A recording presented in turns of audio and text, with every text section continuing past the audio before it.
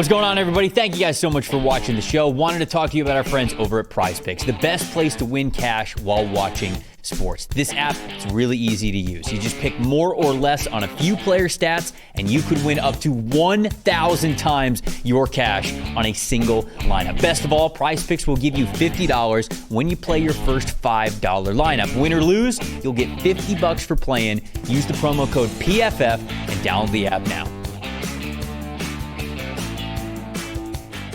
Ravens on the clock and the pick is in. This is where Mike Green comes off the board. And so the Baltimore Ravens, they picked at number 27 and 59. They got my number 8 overall player and my number 10 overall player at picks 27 and 59. Now, Mike Green, he's fallen a long way from where he was ranked on the PFF big board. It's not because of the tape. The tape is first round worthy. Obviously, I had him on the fringe part of my top 10 right there as the 10th overall prospect. It's because of the off the field concerns. Sexual assault allegations from when he was in high school, as well as when he was at Virginia before he transferred over to Marshall. And so that's been the reason why he is falling here. And the Baltimore Ravens jump on it. Obviously, with him in the second round, they feel like the value is too good to pass up for Mike Green. And so two incredible football players that they now added there. And when you just look at the haul like this, I mean, it's Malachi Starks and Mike Green. These are difference makers for the Ravens on the field. Absolutely, and this is the part off the edge that the Ravens, I mentioned it earlier with the Buffalo Bills, where they needed the jolt off the edge to get to these quarterbacks in the postseason. I mean, you look what he does to a first-round tackle, and Josh Connerly right there.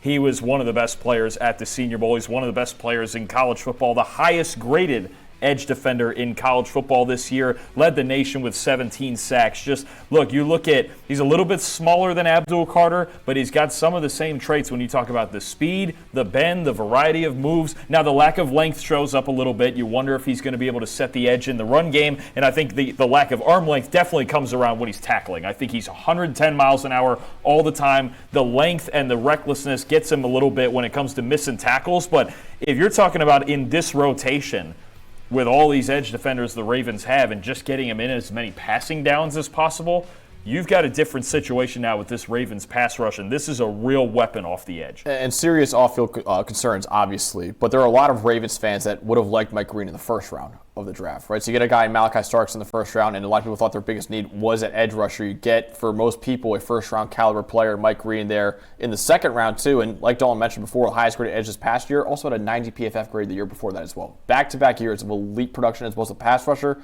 and as a run defender from Mike Green. So, yes, the off-field concerns are plentiful with Mike Green, but on the field-wise, he is a first-round caliber player.